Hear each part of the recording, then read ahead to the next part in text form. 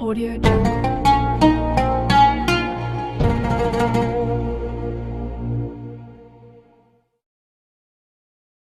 Assalamualaikum warahmatullahi taala wabarakatuh. Ila hadatin Nabi Mustafa Habibina Muhammadin sallallahu alaihi wasallam wa ala alihi wa sahbihi ajma'in. Hadirin jamaah salat subuh rahimakumullah. Alhamdulillah, bersyukur kepada Allah Subhanahu wa taala kita dikumpulkan Allah dalam rumah yang mulia ini. Mudah-mudahan Allah Subhanahu wa taala memberkahi langkah kita, memberkahi kesehatan kita, keluarga kita, seluruhnya hingga kita di akhir hayat kita mengucapkan la ilaha illallah Muhammadur Rasulullah. Hadirin rahmati Allah, ini kita lanjutkan kajian kita. Ini Syekh Ali bin Hasan Baharun dalam kitab Fawaidul Mukhtarah.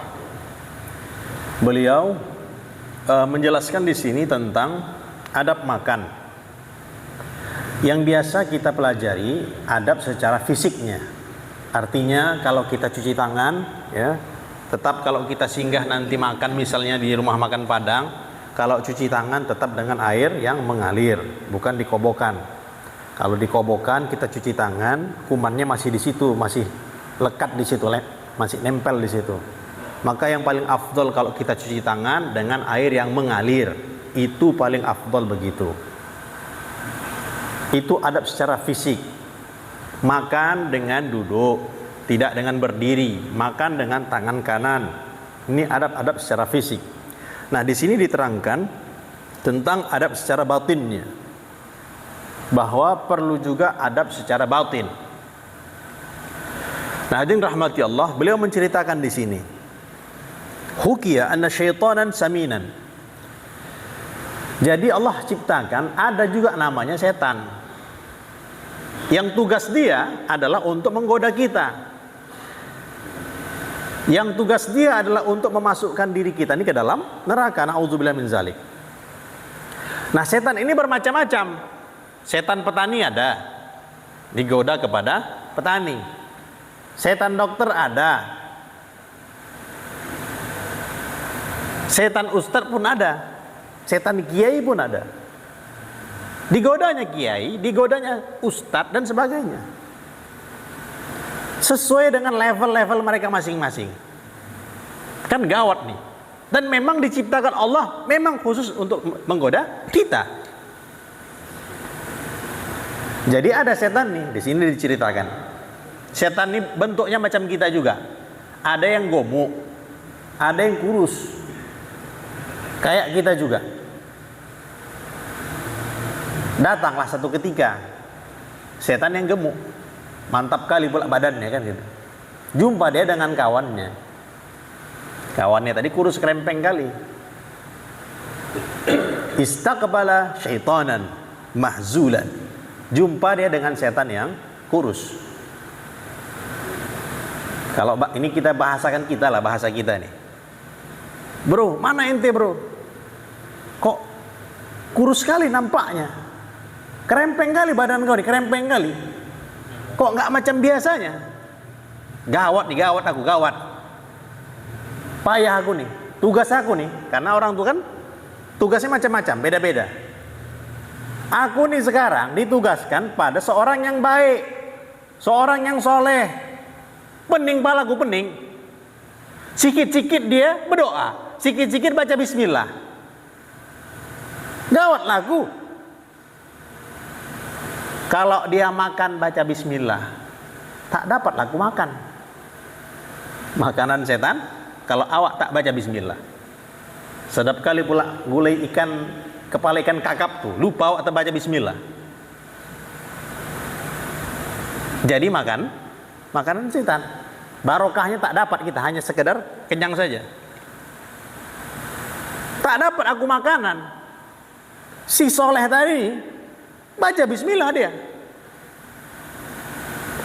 Kalau aku masuk rumah dengan dia, kan didampingi kita nih. Selalu kita didampingi oleh setan. Dia ketika masuk rumah baca bismillah. Sering saya ingatkan nih, kalau kita masuk rumah kan kita baca assalamualaikum. ijazah daripada Kiai Maimun Zubair. Kalau kita masuk rumah baca Qul huwallah 3 kali. Assalamualaikum. Kemudian masuk rumah baca Qul huwallah 3 kali. Apa fadilahnya? Fadilahnya adalah insya Allah meluaskan rezeki dan memberkahinya. Dari mana dapatnya nih? Ada hadisnya, ada di kitab Jalbur Rizki karangan Imam Jalaluddin As-Suyuti. Bacanya berapa kali? 3 kali Qul huwallah. Mudah-mudahan lapang lah. Apalagi yang mengijazahkan ini Kiai Maimun Zubair, yang sering kita dapat informasinya kemarin tuh jenazah beliau utuh. Tanah di Mekah tuh kan panas sekali tuh, jadi cepat kali hancurnya jenazah tuh. Kalau kita ini lembab, kalau di sana setahun 2 tahun udah hilang jasadnya tuh. Biasanya, dan akan dipindahkan. Kalau udah hancur, udah hilang, udah dipindahkan, sehingga ditumpuk lagi jenazah yang lain, Begitu dibongkar makamnya Kiai Maimun Zubair, masih ada jenazah beliau, membuktikan beliau memang kekasih Allah Ta'ala. Saya pernah ziarah. Jadi di sana tuh ada kuburan. Kuburan ini sudah 50 tahun yang lalu, kurang lebih. Jadi dia pertama dia di bawah, tiba-tiba datang banjir, terkikislah tanah tuh, hanyut mayatnya hanyut. Jenazahnya masih utuh, kain kafannya yang kotor. Jadi kain kafannya kan putih, udah kotor kali lah kena banjir tuh. Diganti orang tuh lah, diganti masyarakat kain kafannya. Dinaikkan lebih tinggi lagi. Namanya juga banjir nih, tak tahu kita macam mana. Bom, kena lagi kuburan tuh. Kuburan yang 50 tahun yang lalu, 50 hingga 70-an tahun yang lalu, seharusnya sudah hancur. Kena lagi jenazah tuh. Sama juga, diganti kain kafannya. Terakhir diletakkan agak di atas. Saya ziarah pondoknya. Di makam, kemudian ada cerita-cerita lah dengan masyarakat di situ. Apa amalan Uwa nih? Kok bisalah bertahan jenazahnya nih? Kok bisa yang biasanya hancur jenazahnya, kok bisa masih utuh jasad si Uwa nih tadi? Diceritakan masyarakat sana, dulu dia ini suka bawa kentongan. Zaman-zaman dulu, kentongan hansip tuh, teng. Kalau masuk waktu sholat, dia akan keliling. Sholat, tak, sholat, tak. Artinya apa? Dia ngajak orang sholat. Itulah amalan dia waktu dia hidup. Allah terima amalannya, dijaga jasadnya oleh Allah Ta'ala. Artinya perbuatan baik itu tidak sia-sia, ya? Selalu kembali kepada kita. Nah, hadirin rahmati Allah, pening kepalaku, kata setan si kurus tadi. Asik dia makan baca bismillah, minum baca bismillah, masuk rumah baca bismillah, sampai di sini. Wa idza qa'ada, kita ini berdiri, mau duduk baca bismillah. Dari duduk mau berdiri pun baca bismillah. Bolak-balik baca bismillah. Saya juga pernah cerita, insya Allah di sini juga, yang bini yang selalu baca bismillah itu, istrinya selalu bolak-balik, sikit-sikit baca bismillah, sikit-sikit baca bismillah. Tahu lah laki ini laki yang fasik memang. Suaminya nih fasik. Geram dia nengok bininya. Kau ni bolak-balik baca bismillah, bolak-balik, pening kepala aku nengok kau ni. Satu ketika mau dikerjainya bininya. Ku kerjai lah dia. Apa? Sok paten kali, sok baca-baca bismillah pula dia. Sok paten kali istilahnya, bahasa kita lah kan. Disuruhnya ini zaman-zaman dulu. Kan uang pakai yang tempat apa itu? bungkusan itu. Nih dek, simpankan dulu lemari. Simpan. Si bini tadi sikit-sikit baca bismillah, ngambil baca bismillah, buka lemari baca bismillah, masukkan duit baca bismillah. Bismillah aja bininya tadi. Udah keluar dari kamar bininya ngendap-ngendap dia. Gua ambil duit nih biar tahu kau rasa sok-sok baca bismillah. Mau dikerjainnya bininya. Biar ku simpan dulu duitnya. Di mana diletakkannya? Diletakkannya di sumur, diturunkannya. Uang itu di sumur-sumurnya. Supaya tak tahu di mana tempatnya nih. Kalau cari di sekeliling rumah kan kadang-kadang dapat, entah di bawah, di senta mana lah kan gitu, di lemari kah, di bawah tempat tidur. Ini dimasukkan dalam sumur, kan pening nih. Maaf, turunkan ya. Udah, barulah saatnya nih, kerjailah bini gue nih. Dek, mana uang yang kemarin tuh, yang abang kasih kemarin tuh? Coba ambilkan dulu duitnya. Si istri solihah tadi, ya bang, oke. Maaf, jalan dia, buka lemari baca bismillah. Begitu dia memasukkan tangan, tuh barokahnya bismillah. Itu Allah perintahkan malaikat. Malaikatnya diceritakan dalam kitab itu malaikat Jibril. Kan dahsyat nih. Malaikat Jibril yang diperintahkan Allah untuk turun ke bumi, ngambil uang tadi di dalam sumur dan mengembalikannya di dalam lemari. Si istri tadi bismillahirrahmanirrahim, dapat duit tuh, ada duit tuh, dikeluarkannya, dikasihnya kepada suaminya. Nah bang, terkejut suaminya. Ya Allah ya Rabbi, terkejut suami itu. Ini uang kan dah aku masukkan dalam sumur kemarin nih, kok bisa ada? Saking terkejutnya si suami. Fataba, sehingga dia apa? Taubat pada Allah Ta'ala. Ini barokahnya apa? Bismillah. Nah artinya hadirin rahmati Allah, segala bentuk zikir kadang-kadang begini, kita ya, dia kan baca bismillah, awak pun baca bismillah, kok lain ya? Berarti bismillah kita perlu diasah lagi. Nah, di sini dicerita, kita sambung dikit. Balik lagi. Tadi si kurus tadi udah ditanya sama si gemuk. Gawat nih orang soleh nih, macam-macam diceritakan. Gantian, si kurus pula nanya sama si gemuk. Kau macam mana pula nih? Kok gemuk kali badan kau? Mantap kali. Kok bisa begini? Maka dijawabnya, aku nih musallat ala rajulin yadkhulul bil ghaflah.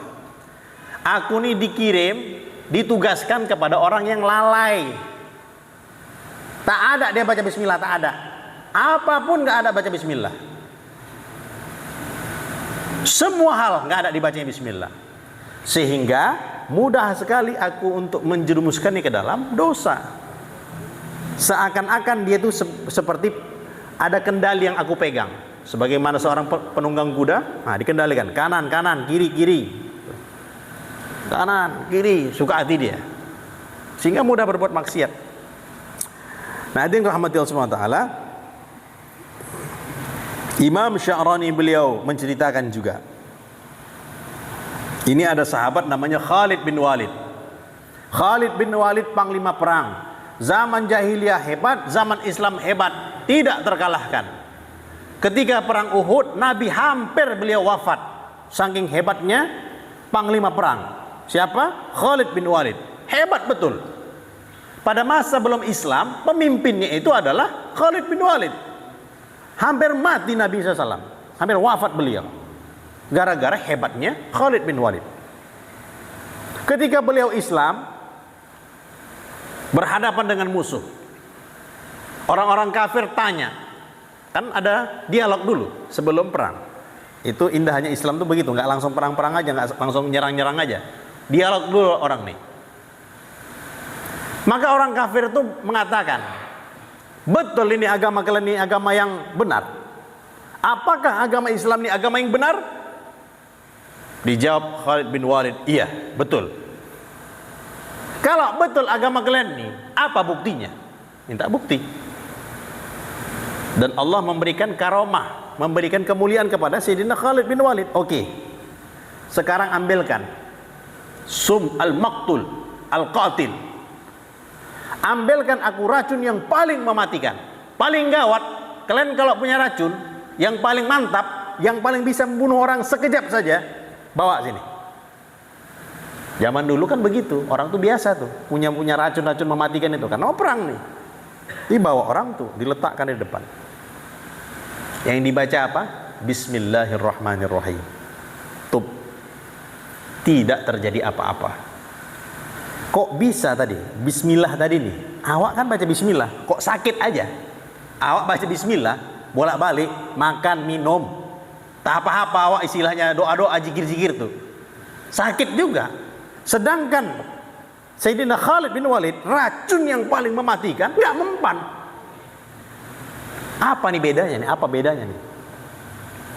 Bedanya di sini. Bismillah mereka tuh diasah betul-betul, keyakinan betul terhadap Bismillah. Sedangkan kita kadang-kadang hanya secara adat saja. Bismillahirrahmanirrahim, hanya secara adat.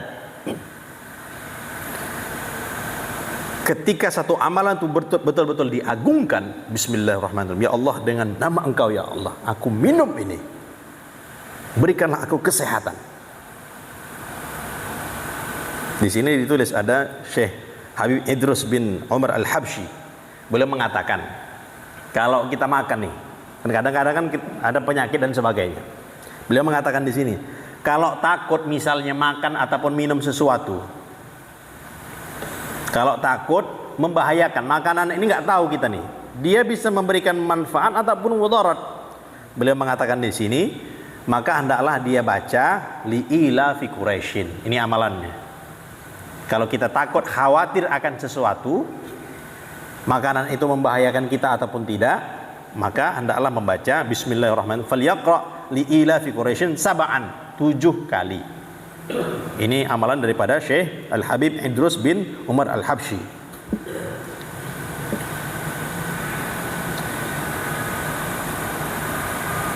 Khalifah Harun Ar-Rasyid itu beliau pernah manggil orang yang paling hebat, dokter-dokter profesional dipanggil oleh beliau.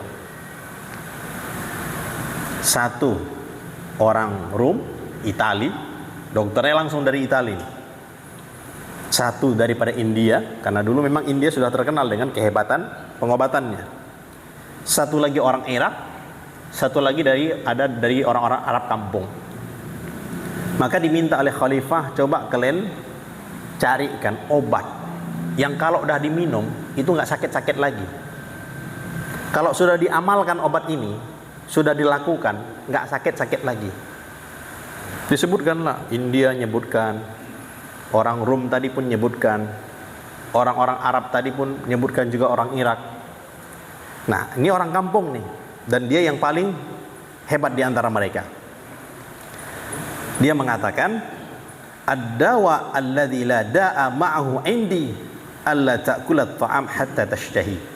Obat yang paling mantap, yang paling hebat, yang paling manjur untuk memberikan kesehatan adalah janganlah kamu makan sehingga kamu sangat ingin makan. Sangat ingin makan. Apa tanda sangat ingin makan? Makanan apapun semuanya masuk, nggak ada milih-milih. Nggak ada dia keliling-keliling kuliner, keliling-keliling Medan, nih nggak ada.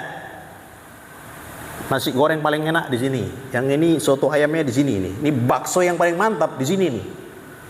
Nggak ada gitu-gitu deh. Pokoknya ada makanan masuk, makanan masuk. Karena sudah sangat lapar. La ta'kulat ta'am hatta tashtahihi. Sangat ingin udah. Nggak ada milih-milih lagi cerita. Berarti dia udah lapar. Tidak makan sehingga dia sangat lapar. Wa antarfa yadaka anhu wa anta tashtahi, dan kamu angkat tanganmu selesai dia makan sedangkan kamu masih pingin makan. Sesuai dengan sabda Nabi SAW, Nabi itu pernah diberikan hadiah oleh Raja Muqawqis. Hadiahnya apa? Dokter. Nggak tanggung-tanggung, dulu dikirim langsung dokter hadiahnya untuk handle kesehatan Nabi. Dengan harapan Raja Muqawqis nih, oh ini hadiah bagus kan gitu, mantap. Apa kata Nabi? La nahtaj ilahi li'annana qaumun la na'kulu hatta naju' wa idza akalna la nashba'. Enggak perlu kami terhadap dokter. Mengapa? Karena kami adalah kaum yang mana kami tidak makan sehingga kami lapar, dan kami selesai makan sedangkan kami masih pingin makan. Makan sebelum, bukan makan sebelum lapar ya, makan setelah lapar. La na'kul hatta naju'.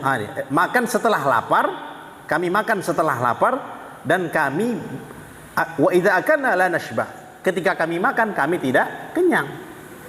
Diangkat tangannya, selesai makan tuh. Padahal masih pingin lagi. Kepala ikan kakap tadi kan sedap nih, ikan asin lagi, lalapan lagi, kan sedap kali kalau mau tambah tuh, mantap kali, mantap.